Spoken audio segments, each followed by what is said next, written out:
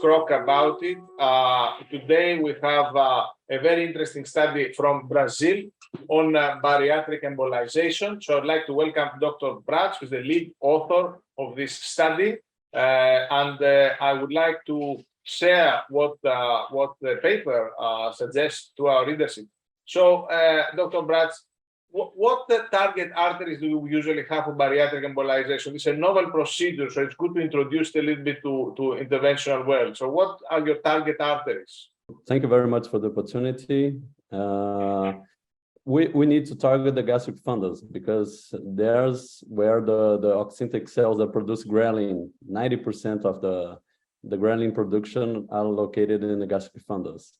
And the mainly artery is the left gastric artery. So early studies focus only in this artery. But what I found in my research that up to 40% of the fundus nutrition can come from other arteries, such as the gastrocolic artery and even short gastric. And the outcomes are immediate? Do you have an expected time where you would expect your outcomes to appear? Yeah, amazingly is immediate. At 1 week, we already see weight loss, and the participants relate early satiety and less hunger. This I didn't expect that, but really it's really fast. So in your study, what population did you include, and did you get the expected outcomes? How did it go in your study? Yeah, I really think by now we know that bariatric embolization can lead to 9 to 10% of weight loss in 1 year. Okay. So I didn't recruit any morbid obese patients because I don't think it's enough. And by then we were afraid that surgeons wouldn't offer the patient bariatric surgery after embolization. And I really think it's not for those patients. I think that bariatric embolization should be to obesity class 1 and 2, which are BMI between 30 and 40, maybe overweight people. And what I found that it has a huge impact of metabolic syndrome and diabetes. So maybe this also a target.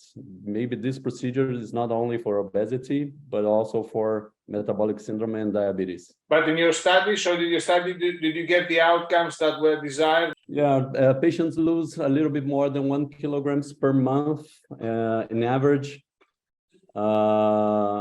And it has a huge impact on insulin resistance. I had all the HOMA-IR and fast blood glucose were normalized after in all patients. Even diabetic patients stopped taking drugs. So it was very interesting and not published before. So do you think that bariatric embolization will be part of the armamentarium for bariatric management in the future? I'm sure it will. I think bariatric embolization has a great future because the gold standard now is bariatric surgery, but we know that bariatric surgery is very expensive, has it's a high rate of complications, can have some important complications. And for instance, in Brazil, that's where I live, 3 years ago, we have like 13 million people needing bariatric surgery. But in that year, we had only 68,000 surgeries. Wow. And in the public system, which is responsible for 70% of the population in Brazil, we have 12,000 surgeries. It's a very small number of surgery in front of a million people needing it. And with drugs, it's the same. Drugs are expensive.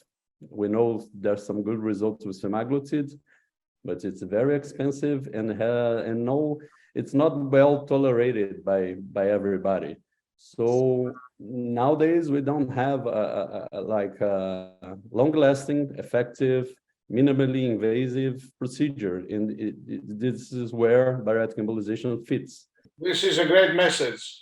Well, thank you very much for sharing your outcomes. We're delighted to have this in CVIR, and we'll be delighted to have more work from you in this area. Thanks ever so much. Thank you very much.